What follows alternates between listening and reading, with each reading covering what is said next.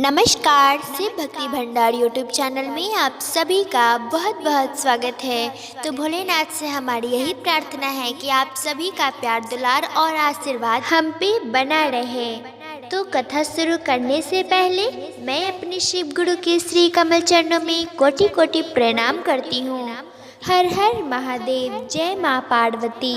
तो कथा सुनाने से पहले आप सभी से हाथ जोड़कर मेरी प्रार्थना है कि कथा को अधूरा ना सुने, कृपया कथा को पूरा सुने। आज जो मैं कथा सुनाने वाली हूँ वह एक नाग और नागिन की कथा है। एक बहुत ही घना जंगल था और उस जंगल में बहुत ही पुराना गुफा और उस गुफा में इच्छाधारी नाग नागिन का निवास था।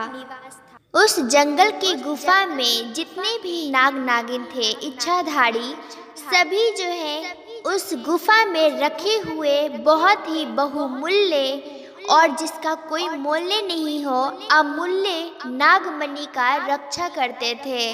और उसी गुफा में भोलेनाथ का एक बहुत ही बड़ा शिवलिंग था जिसके नीचे नागमणि विराजमान थे।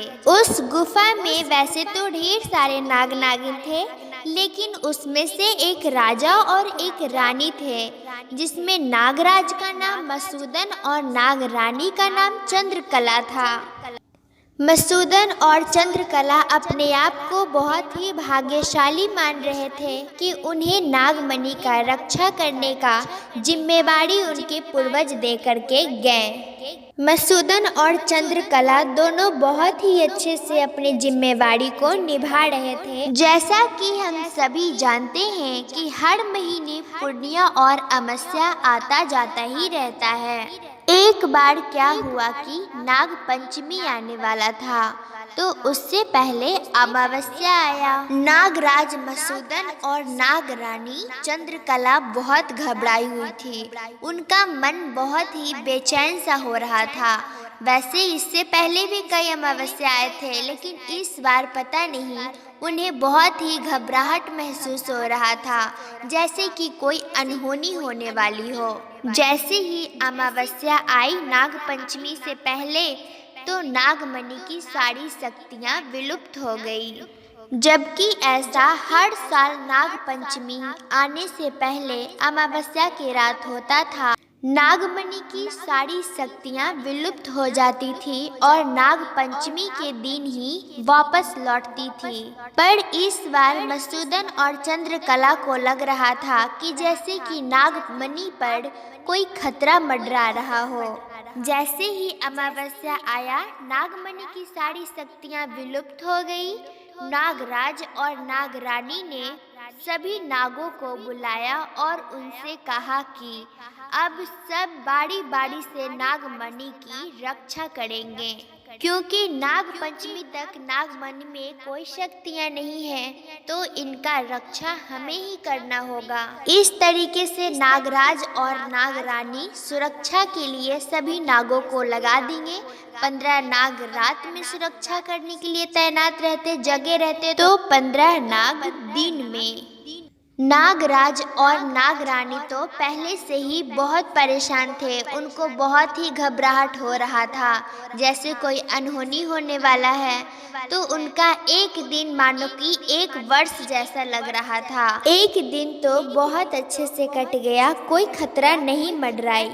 दूसरा दिन अगले 15 नागों की बारी थी, तो दूसरे दिन 15 नाग फिर तैनात थे नागमणि की रक्षा करने के लिए।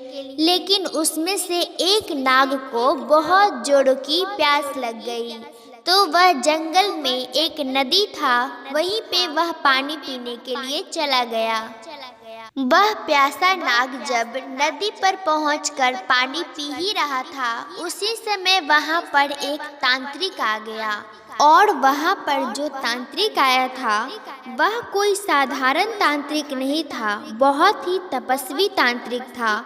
और उसको भनक लग चुका था कि इस जंगल में कहीं न कहीं नागमणि है। और वही नागमणि को ढूंढते ढूंढते वह तांत्रिक उस नदी के पास पहुंच गया था। और तांत्रिक जब देखता है कि अरे एक इच्छाधारी नाग यहाँ पे पानी पी रहा है, मतलब नागमणि यहीं कहीं है। वह तांत्रिक सोचा कि नागमणि तक पहुंचने के लिए इस नाग को ही माध्यम बनाना पड़ेगा। तो वह अपनी शक्तियों का प्रयोग करता है और उस नाग को अपने वश में कर लेता है। पर उसी समय नागरानी चंद्रकला उस तांत्रिक को देख लेती है और वह यह भी देखती है कि उस तांत्रिक ने एक नाग को अपने वश में कर लिया है। अब यह तो निश्चित है कि इस तांत्रिक को नागमणि तक पहुंचने से कोई नहीं रोक सकता है।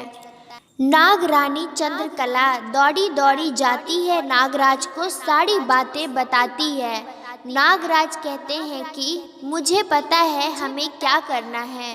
वह नागमणि के पास जाते हैं, भोलेनाथ को प्रणाम करते हैं, नागमणि को उठा करके नागराज निगल जाते हैं। फिर नागराज कहते हैं कि तांत्रिक किसी भी समय इस गुफा में पहुंच सकता है और हम अगर इसी रूप में रहें तो वह हमें आराम से ढूंढ लेगा।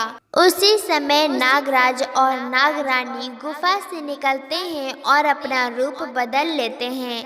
वह एक मामूली इंसान बन जाते हैं और फिर उस जंगल से निकल करके गांव की तरफ जाने लगते हैं।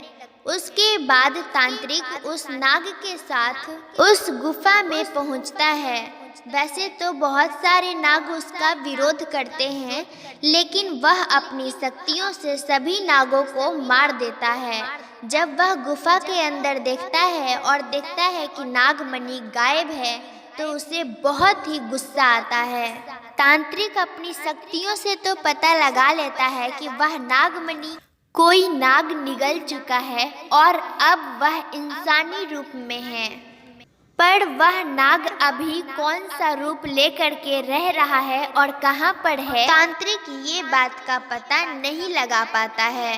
पर वह समझ जाता है कि इस जंगल के बाद एक ही गांव है, हो न हो वह नाग जो है उस गांव में ही गया हो। फिर क्या, नागराज और नागरानी जिस गांव में गए थे उसी गांव में यह तांत्रिक भी पहुंच जाता है।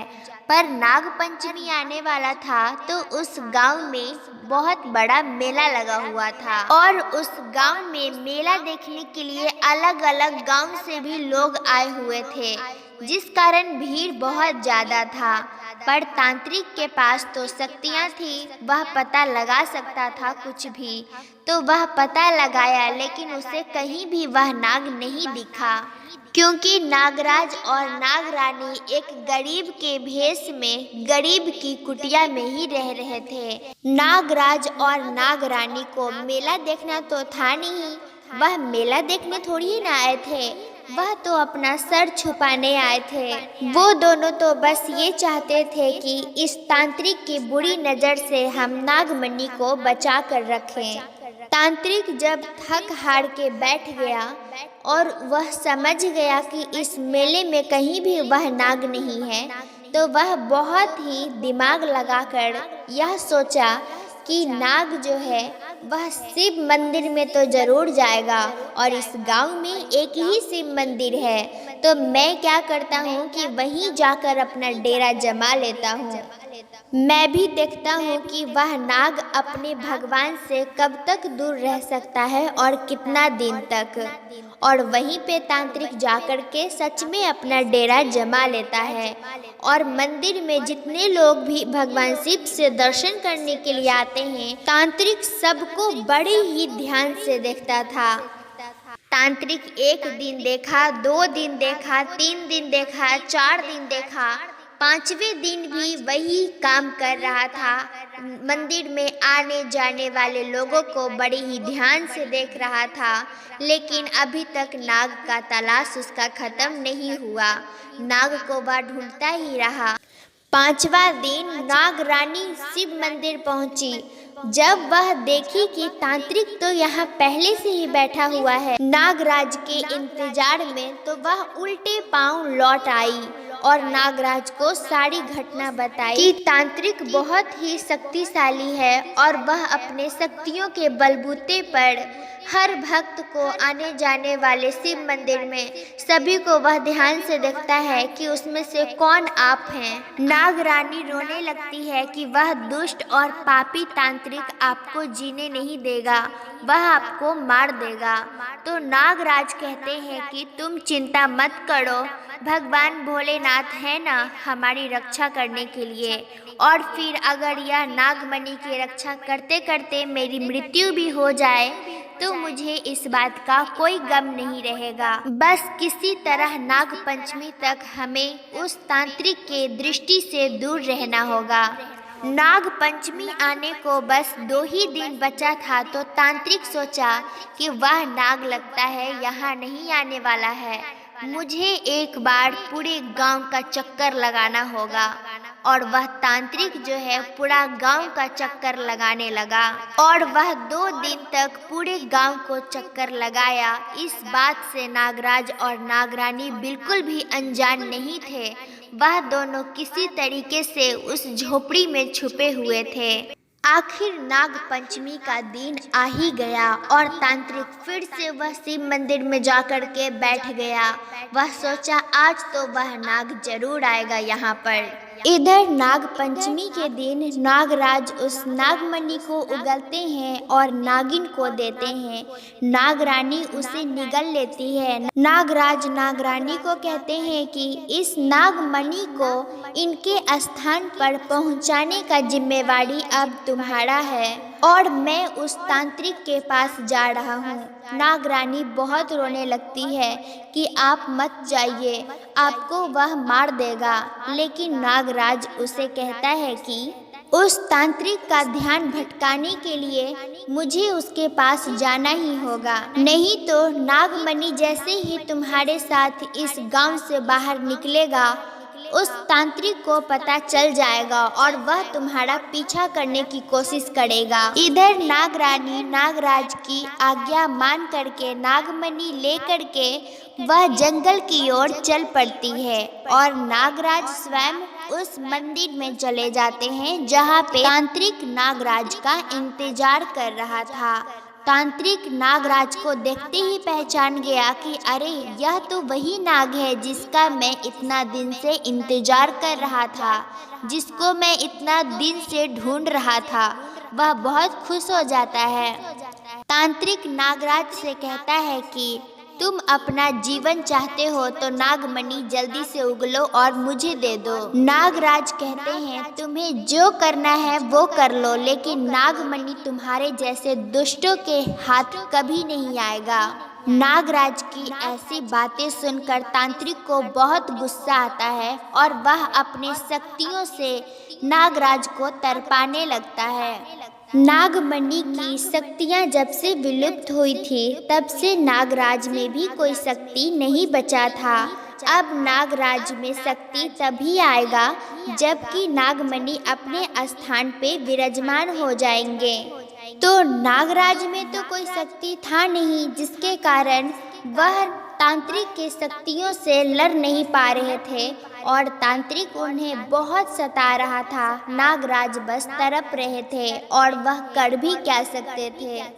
नागराज उतने कष्ट में भी भोलेनाथ से ये नहीं कह रहे थे कि मुझे जीवन दान दे दो, बल्कि ये प्रार्थना कर रहे थे कि सही सलामत नागमणि अपने स्थान पर पहुंच जाए।